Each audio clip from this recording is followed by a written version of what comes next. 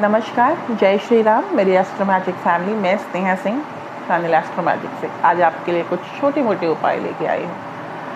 आज सप्तमी है, कल अष्टमी है, परसों हमारे प्रभु श्री राम का जन्मदिन नवमी है।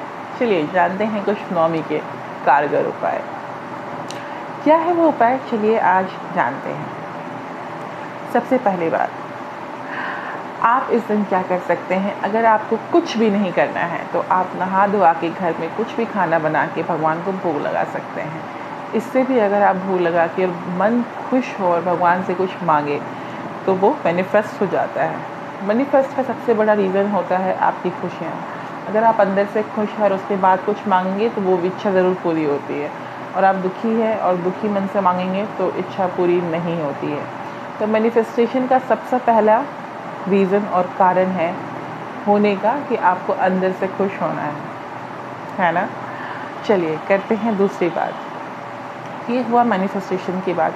आपको जो भी खाना बना के आपको चढ़ाना है, आप भगवान को चढ़ा दें, घी का अच्छे से दिया जला दें, है ना। उसके बाद आप क्या कर सकते हैं, अगर आपको आसपास शिव मंदिर तो सबके आसपास रहता है, क्योंकि हर मंदिर में शिव जरूर विराजमान होते हैं, है ना।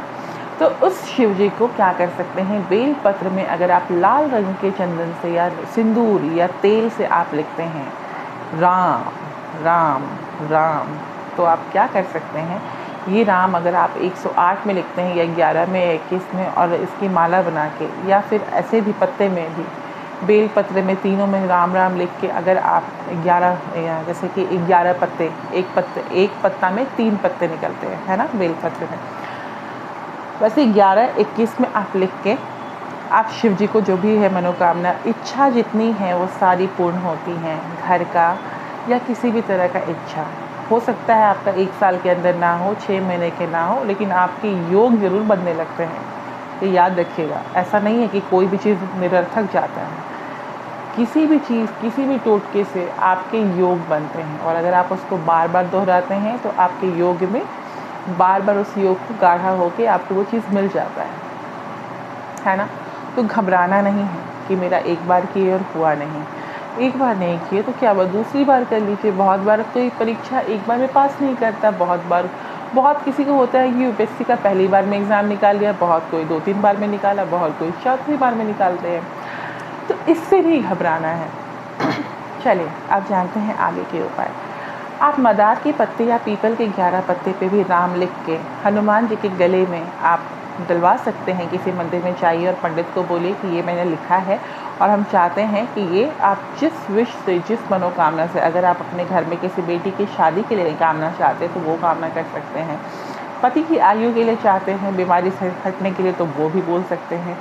किसी भी कामना को मन में बोलते हुए वो 11 आप बनाइए। आप उस कामना के बारे में सोचिए कि मेरी बेटी की शादी एक अच्छे घर में हो जाए, ऐसा लड़का हो, और जिस भाव से आप राम लिख के वो 11 जो पत्तों का माला बनाएंगे और हनुमान जी के गले पर डालेंगे, वो पूर्ण होना ही होना है। इसलिए देखिए, ये भाग्य की भी चीज़ है कि आपके भाग्य में किस तरह के मतलब इंसान का आना लिखा है। अगर आपके भाग्य में, भगवान ने भाग्य में लिखा है, भाग्य बदलता भी है आपके परिश्रम से, लेकिन अगर लिखा भी है तो भी इन सब टोटकों से बहुत चीज़ें अच्छी हो जाती हैं।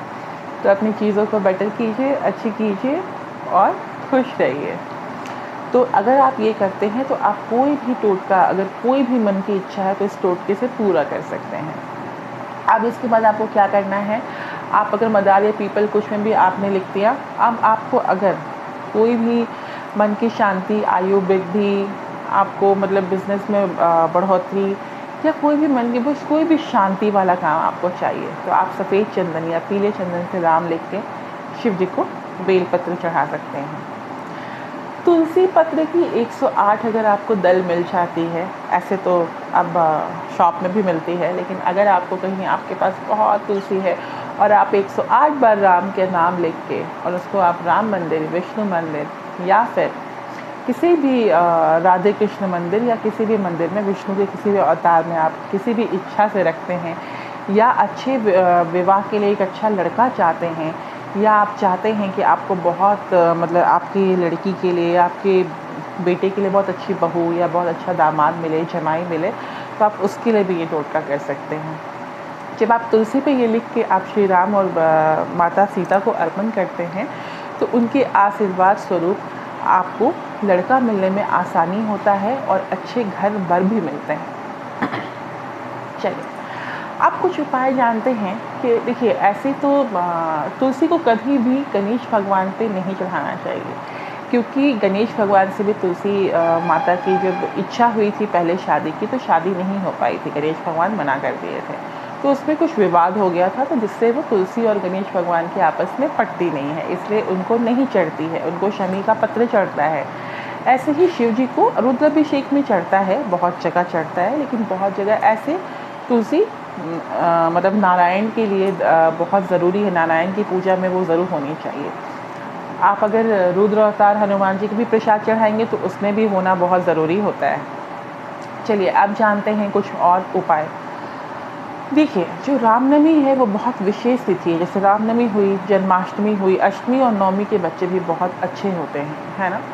तो इस दिन की तिथियाँ बहुत अच्छी हैं। तो आप सिजेरियन के लिए जब भी आप अगर आपसे डॉक्टर पूछे आसपास का डेट है, तो ये सब डेट्स ये बहुत अच्छे होते हैं। अष्टमी, नवमी, ये तिथियाँ बहुत अच्छी होती हैं।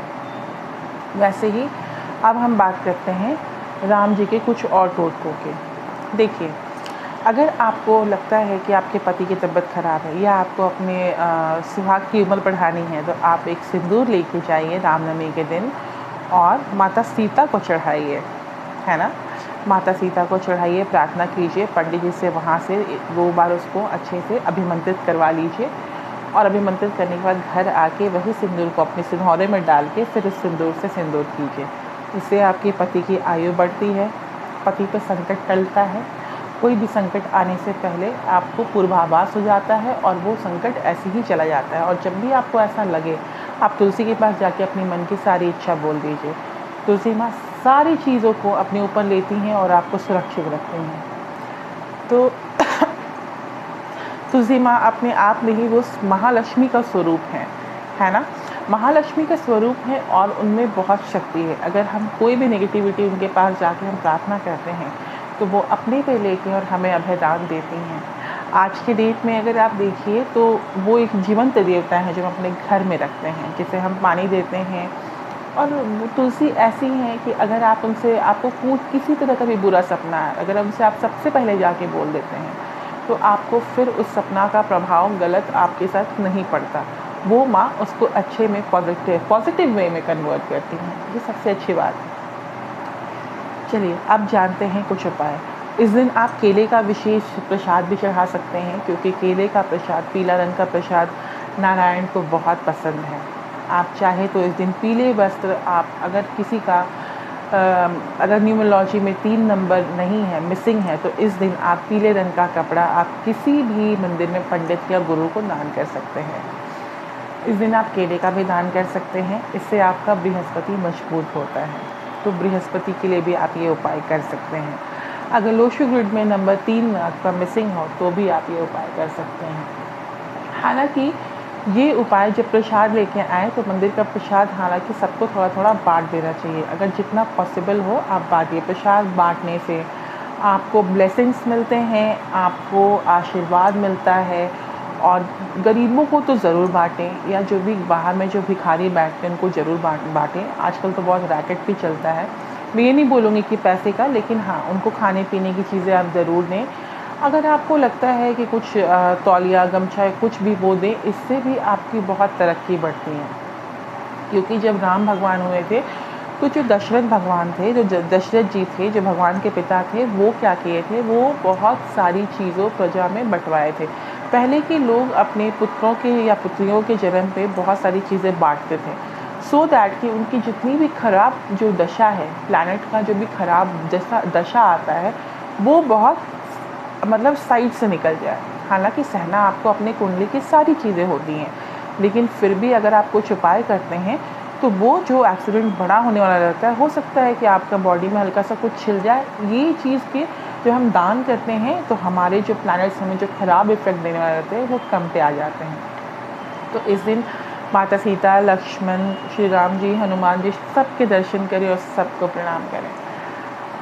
एक और चीज़ है, अगर आपको लगता है कि आपके घर में 2 बच्चों के या आपस में भाई-बहन की बहुत नहीं पटती है, या फिर आप चाहते हैं कि मेरे सभी बच्चे एक साथ रहें, तो आप उस दिन श्री राम मंदिर जाके श्री राम जी को आप केले का भोग या फिर और भी किसी भी चीज़ का पीले रंग का केसर भोग जो आता है मिठाई, वो किसी भी पीली मिठाई या पीली मिठाई पेड़े आते हैं, उसका भोग आप श्री राम जी को चढ़ाएं, और श्री राम जी को चढ़ाने के बाद लक्ष्मण जी पे उनको खिलाएं जो प्रसाद थोड़ा तोड़ के, और वही प्रसाद अपने बच्चों में बांटें।